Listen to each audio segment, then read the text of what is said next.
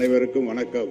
குறிப்பாக மாண்புமிகு தமிழக முதல்வர் இதே மாநகராட்சியில் 2 முறை மேயராக பொறுப்பேற்று சிங்கார சென்னை என்ற திட்டத்தை அறிவித்து அதுவரை இல்லாத வரையிலே புதிய சென்னையை உருவாக்கிய முக்கியமான கருத்தில் ஒருவராக நம்முடைய முதல்வர் அவர்கள் அன்றைக்கு விளங்கினார்கள். அதைத் தொடர்ந்து நம்முடைய மக்கள் நல்வாழ்வுத்துறை அமைச்சராக மேயராக பொறுப்பேற்று அவர் வழிகாட்டுதலே பல்வேறு பணிகளை இந்த மாநகராட்சியினுடைய உயர்வுக்காக பணியாற்றியிருக்கிறார்.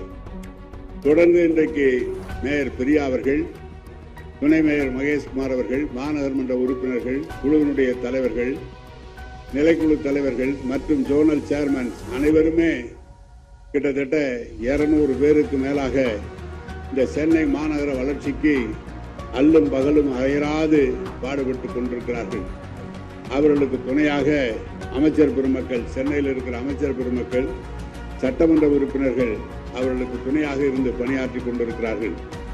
இந்த 3 ஆண்டு காலத்தில் மட்டும் நம்முடைய முதல்வர் அவர்களுடைய வழிகாட்டுதலின் பேரில் கிட்டத்தட்ட சாலைகள் பெருமளவிலே புதுப்பிக்கப்பட்டிருக்கின்றன, மழைநீர் வடிகால்கள் கட்டப்பட்டிருக்கின்றன, ஏரிகளையும் தூர்வாரப்பட்டிருக்கிறது, 2000 கிலோமீட்டருக்கு மேலாக ஆகாய தாமரை அகற்றப்பட்டிருக்கிறது.